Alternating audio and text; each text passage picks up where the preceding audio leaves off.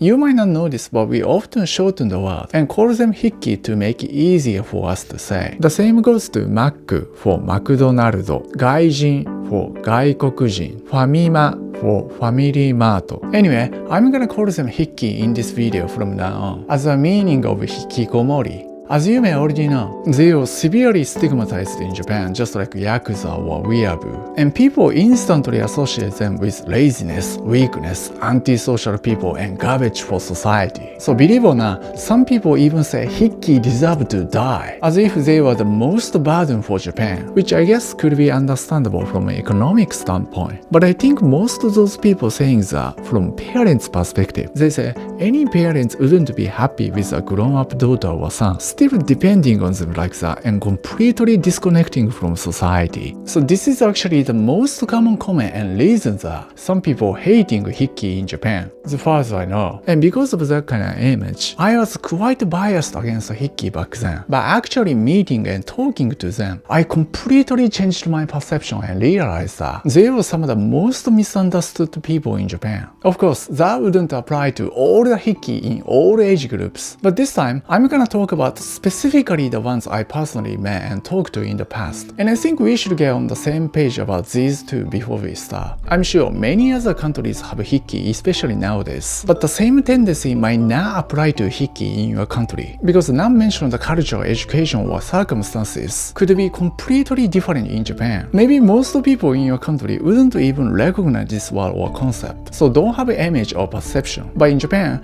everyone knows it and stigmatizes it. So the treatment toward Hikki could be harsher in Japan. In the same reason, I don't think weebs and otaku would be necessarily similar or equivalent. And secondly, this is obvious, but usually we don't know who's Hikki or not, unless they came out or claim so. But chances are that they are not exactly or technically Hikki, based on the definition by the government. And I noticed some people who used to be Hikki still identify themselves as Hikki, even if they are working or independent now, which I was quite confused about. But maybe that's because they feel like society is still deeming them that way, or they don't think they completely got back to society yet. Either way, as long as they claim they are Hikki, I'm gonna consider them Hikki and talk about their characteristics. So with that in mind, let's get into the first one. As you can guess, this is a double-edged sword, and often the reason why they became Hikki in the first place. They care about other people too much and just keep it inside, so the stress keeps building up till they go nuts. But because of their kind nature, they couldn't complain to anyone about anything. 我慢をね、どうしても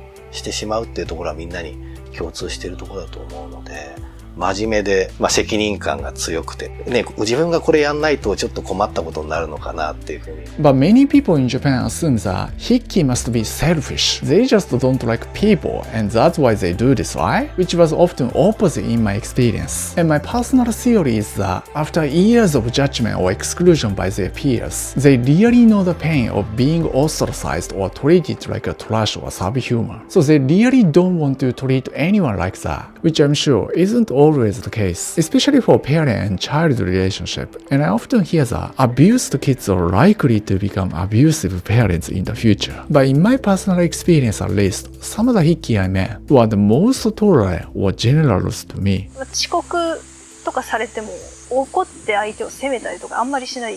私も全然人のことを言えないので。So because of that kind of mindset, they rarely judge anyone or anything unusual. But when it comes to dating as a foreigner, you're gonna be judged or misunderstood all the time, as many Japanese only focus on your foreignness and disregard your all the other qualities. So this is actually one of the most common complaints among foreigners. But when it comes to the Hikki I personally met, they wouldn't judge you like that, whether you have tattoos, earrings, or any weird personality that society deems unacceptable or rare. And I found the same tendency applies to people like Gyaru or former Yakuza, which is because, once again, I think they know the pain of social judgment or stigma, and probably don't want to treat any other humans as they've been treated or stigmatized. This is Meari-san, supporting Hikki more than 30 years in Japan, and the organization successfully has gotten thousands of Hikki back to society. And this is how they do it. When I heard this, I honestly thought this must be a terrible idea. That would be exactly exactly what Hickey hates, which is constantly interacting or socializing in the same house. But she says what actually happens is that everyone's helping each other and communicating with each other well. As far as she knows, any big trouble or clash between them rarely happens. 基本的には継続してきて、それで回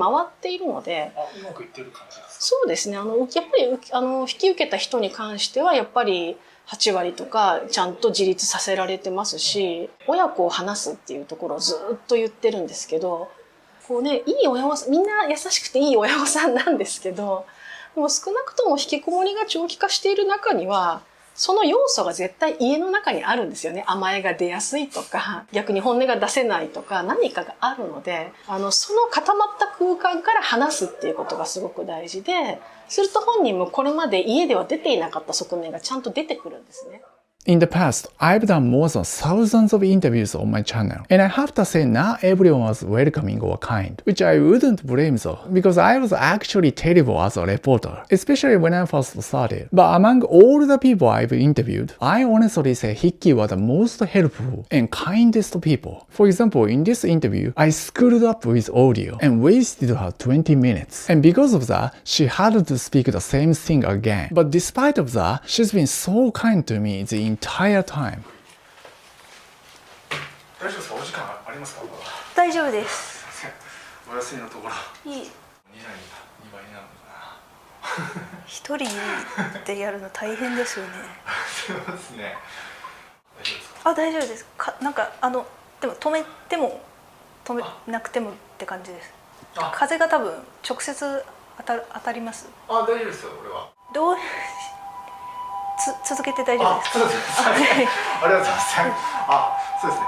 ありがとうございます。The same happened when I was talking to him. He offered me a lot of help in many ways, which made my job way easier. When I was doing this in my university days, I've seen so many other Hickey like that. Basically what I was doing is simply spending time together by doing like this, as their companionship. Now you might think that's such an easy job, but some of the Hickey I met were quite difficult to talk and awkward, as they seemed too anxious or shy. Some of the common behaviors I noticed is that mostly they're not making eye contact. It takes quite some time to finish what they want to say, and trembling or fidgeting as well. Having said that, I honestly didn't have any bad impression of them, as I got a lot of appreciation from them, even though I really didn't do much but simply being there. So I was quite confused. But according to expert I talked to, that's because many of the Hickey in Japan have been bullied or ostracized in the society, and in their mind, most people wouldn't want to be around them. I ended up a Hickey because I suck as a human, so everyone hates me. Because of that kind of assumption, they're really grateful just for the fact that you simply spend time together. そうですね。感謝をね言っていただけるっていうのはすごくいい仕事だなと思ってますね。In a relationship, maybe this happened to you many times, but when you're with a Hickey, I don't think that's gonna happen, because once again, they don't want to treat anyone in the same way as they were treated, which I'm sure doesn't apply to all the Hickey in Japan, but that was my impression when I was talking to them. If you're living in Japan, you surely know this is extremely rare to see, as most people act fake nice and just follow whatever other people do or tell them to do so, and you couldn't see any personality or honesty from them, which is one of the biggest complaints among foreigners when it comes to dating. But when it comes to Hickey I met, many of them go their own way and don't let others dictate their lives. Many Hickey have spent enormous time for this alone, and they came to know what they really want in life and have the courage to be who they really are. Take Sakura for example, who used to suffer terrible social anxiety, which got to the point where she almost committing suicide. But eventually she gained massive confidence by sticking what she really wants. 今も、人見知りだし、緊張しいなんですけど、これでも結構喋れるようになった方ですね。すごい。もう、ほんと絶対無理って感じだったんで、今までは。The same goes to Maru, who couldn't even go outside or talk to anyone, but eventually succeeded to overcome the insecurity after deciding to pursue this. Now you may think this is not a big deal, just a woman who's into workout. What's so special about it? But let's not forget that this is in Japan, where most women would go to the opposite, which means they want to look skinny or cute as possible. So tremendous courage or determination may be needed to be this way in Japan as a woman. 自分のことがすごい嫌いで、もうできないやつなんだなみたいな、無能なんだな、自分のことを好きでい続けるために筋トレしてるっていうのはあります。To me personally at least, someone who's authentic to herself and gain the confidence by efforts like this is much more attractive and inspiring. Sure, these women might be pretty and working hard on their looks, but based on my experience in Japan, they are the ones who often flake, narcissists, and merely focusing on their physical appearance or beauty. Maybe that's why many people say this in Japan, as I said earlier. There is for some reason this really large emphasis on physical looks amongst Japanese people. For a girl, it's all about looks. Your personality or anything else doesn't matter. It's kind of sad to think that for a lot of girls in Japan, this might honestly be the way of thinking about things. It's all about your looks. Anyway, let's get into conclusion. As you can see, these people would be the least popular or demanded in Japan. But ironically, they are the ones having the most attractive personality in my opinion and experience. But here is my overall message in the end. I know it's obvious, but many people forget this when it comes to dating. So let's not focus on the looks too much, but try to see their inside and heart. Do that, you're gonna have a higher possibility of finding your soulmate in Japan.